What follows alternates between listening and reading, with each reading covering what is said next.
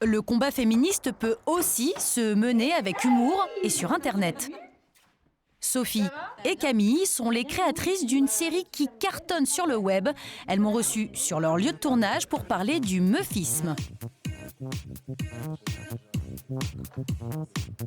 8 millions de vues sur YouTube, 115 000 abonnés. Le meufisme, c'est un éveil aux questions féministes et c'est drôle.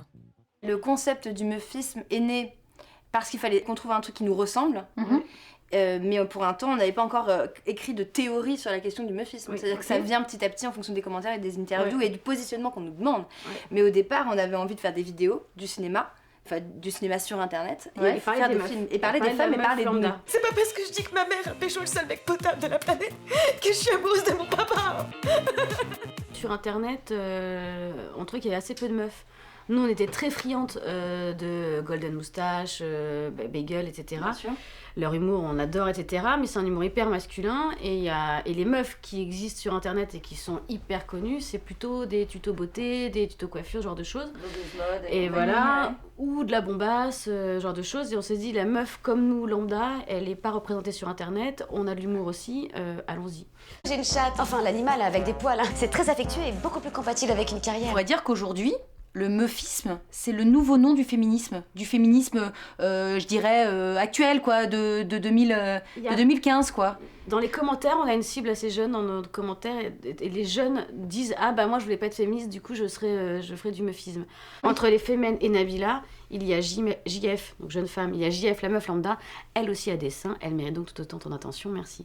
Voilà. C'était vraiment ce qu'on voulait dire, on n'est pas obligé d'être ou une bombasse écervelée ou une fémène révolutionnaire à poil pour être entendue. Ouais, t'es malade. Bah non. Bah si, t'avais tes trucs là. Bah vas-y, dis-le. Non, c'est trop dégueu. Oh, l'autre, il arrive même pas à prononcer le mot. Le mot. Bouffon. Il y a beaucoup de tendresse. En fait, quand on s'attaque aux mecs, c'est contre les machos, contre ceux qui nous méprisent et ceux qui ont vraiment des mauvaises actions vis-à-vis de nous. Mais sinon, il y a de l'amour en fait. Et dès la première vidéo, c'était important.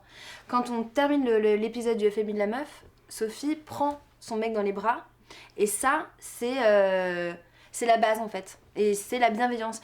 On a des combats à mener, on dit des choses, mais il y a un amour pour les hommes qui est... Nous n'avons pas envie de les castrer. Absolument. Non mais on ferait rien de leur couille. Absolument pas question. Oh, c'est dégueulasse. Ça va.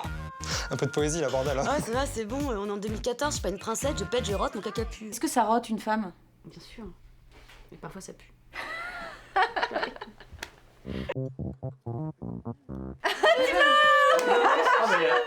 Bonjour. T'as réussi à te libérer. À la virilité, messieurs. À la virilité.